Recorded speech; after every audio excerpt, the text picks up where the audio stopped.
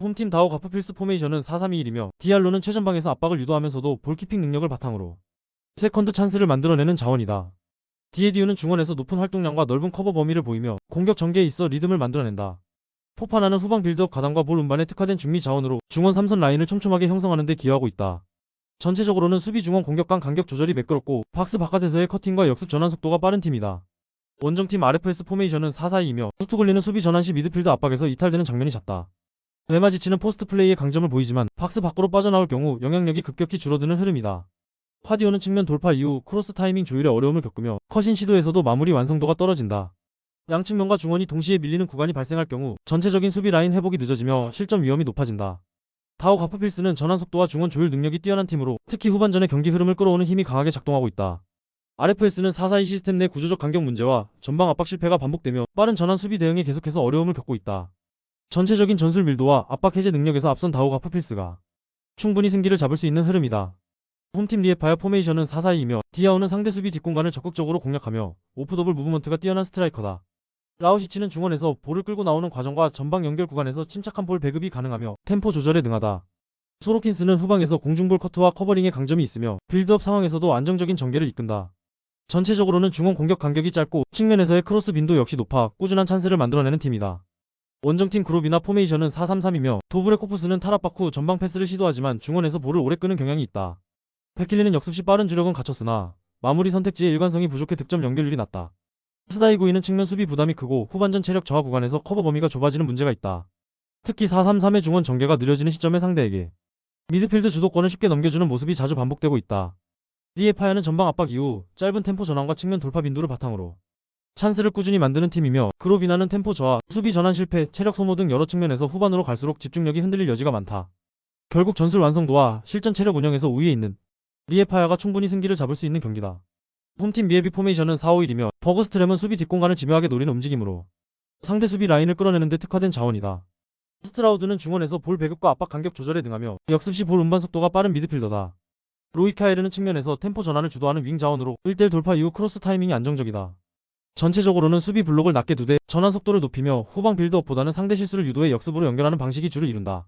원정팀 말메 FF 포메이션은 3-5-2이며 키세는 빌드업 후 하프 스페이스 침투에 능하나 마무리 결정력에서는 일관성이 떨어진다. 리에크스는 공중볼 경합과 제공권에서 강점을 보이지만 기동력이 떨어져 빠른 역습 대응에서 미스가 잦다.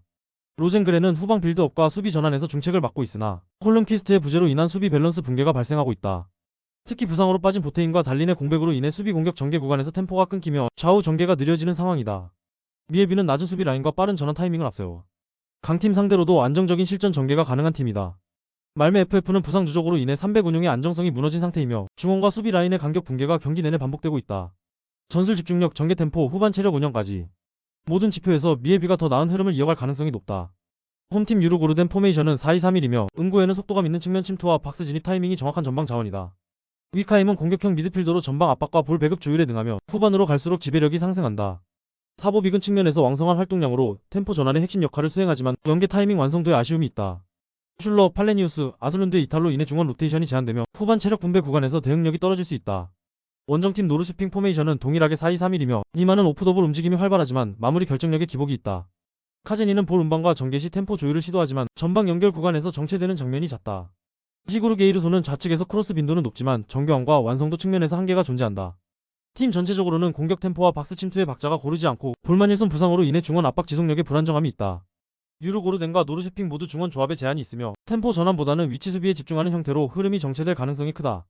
후반 체력 저하, 찬스 마무리의 불안전함, 전방 유기적 움직임 부족 등 여러 변수에서 상호 상세 구도가 형성된다. 이 경기는 공격보다 균형 유지가 우선되는 구조 속에서 무승부 가능성이 가장 합리적인 선택지다. 홈팀 브람 포메이션은 4-3-3이며 최전방에는 해계보가 배치되어 제공권과 마무리에서 확실한 존재감을 보여주고 있다. 좌우 측면에는 구드문드손과 콤비그가 배치되어 드리블 돌파와 컷인을 적극 활용하며 수비 간격을 파고드는 움직임을 보인다.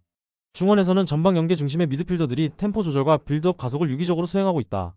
전체적으로 전방 압박 강도가 매우 높고 상대 진영에서부터 탈압박 이후 박스 근처에서의 날카로운 전개가 연속적으로 이루어지고 있다. 원정팀 사네피오르 포메이션은 4-3-3이며 던스비와 모크가 측면에서 공을 잡고 크로스 전개 중심으로 기회를 창출한다. 중앙에서는 파툴리디스가 볼 배급을 맡고 있으나 전방으로의 속도감 있는 연결은 제한적이다. 수비 전환 과정에서의 간격 조정과 볼 커버가 느리며 특히 박스 앞 공간 통제가 어려운 상황이 반복되고 있다. 세트피스 수비에서도 집중력 저하가 자주 발생하고 있어 후반 실점 가능성은 더욱 커지는 흐름이다. 하프스페이스를 꿰뚫는 불안의 연계 전개는 단순한 패턴이 아니다. 사네피오르 수비진의 리커버리가 느려지는 순간 실점 루트는 차곡차곡 열릴 것이다. 이 경기는 불안의 하프스페이스 전개가 전술적으로 가장 강력한 무기가 되는 순간을 맞이할 수 있다.